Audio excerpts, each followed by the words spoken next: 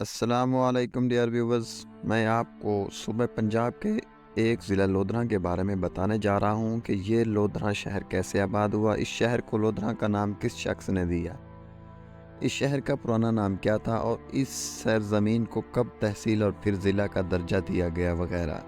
ضلع لودھراں آج اس کی جگہ آباد ہے۔ اس جگہ کی آباد کاری کی تاریخ تقریباً 1300 سال پرانی ہے۔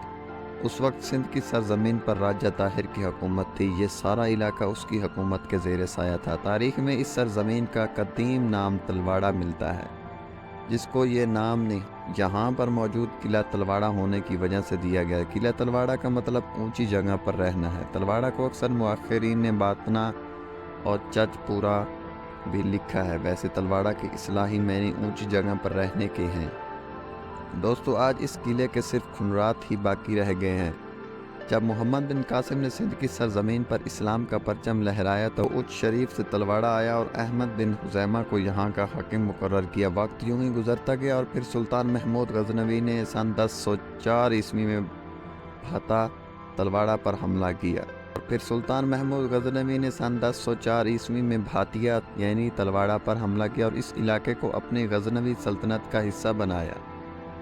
محمد بن قاسم فرشتہ اپنی کتاب تاریخ فرشتہ میں اس قلعے کا تذکرہ کچھ اس طرح بیان کرتے ہیں کہ سلطان محمود ملتان شہر کی سرحد سے گزر کر بھاتیا میں داخل ہوا۔ بھاتیا یعنی تلواڑہ میں داخل ہوا کے گرد کھینچی ہوئی دیوار شہر پناہ بے حد بلند اور مضبوط تھی۔ 800 برس پہلے آباد ہوا تھا، اب 500 سال ویران پڑا ہے، جو کہ آگ لگنے کی وجہ سے ویران ہوا تھا۔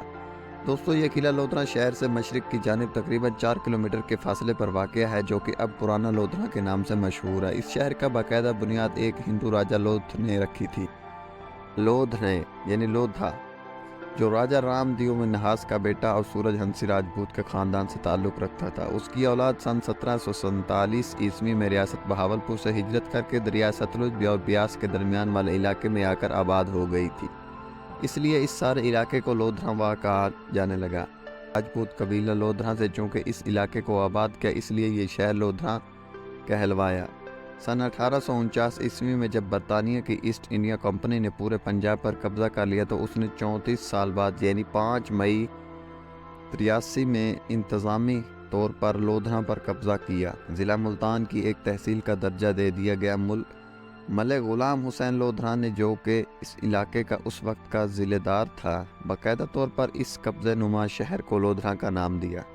پاکستان بننے کے بعد اس شہر کو 1 جولائی 1991 میں عیسوی میں پنجاب کی حکومت کی طرف سے علیحدہ ضلع کا درجہ دیا گیا۔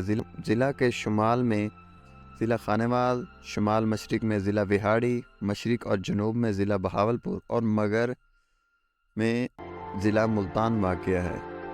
دریائے ستلج اس ضلع کے جنوبی کنارے سے ہو کر گزرتا ہے۔ 1 جولائی 1991 عیسوی میں جب شہر لودھراں کے ضلع کا درجہ دیا گیا تو اس ضلع میں انتظامی طور پر 3 تحصیلوں کو شامل کیا گیا، جن کے نام کچھ اس طرح سے: تحصیل لودھراں، تحصیل کہروڑ پکا اور تحصیل دنیا پور۔ اگر اس ضلع کو رقبے کی بات کی جائے تو یہ ضلع صوبہ پنجاب میں 2778 مربع کلومیٹر کے اندر تک پھیلا ہوا ہے، جو کہ صوبہ پنجاب کے کل رقبہ 1.3% بنتا ہے۔ حکومت پاکستان کی 2017 عیسوی کی مردم شماری کے مطابق اس ضلع کی کل آبادی 17,620 افراد پر مشتمل ہے، جس میں شہری آبادی کا حصہ 15.6% ہے اور دیہی آبادی کا 84.4% بنتا ہے۔ 74.2% آبادی سرائیکی زبان بولتی ہے، دیگر زبانوں میں پنجابی، اردو، پشتو وغیرہ بھی شامل ہے۔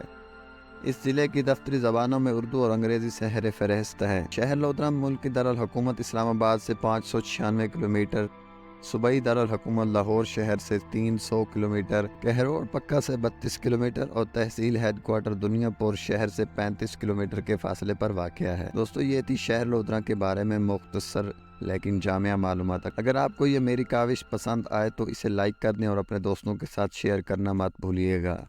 شکریہ۔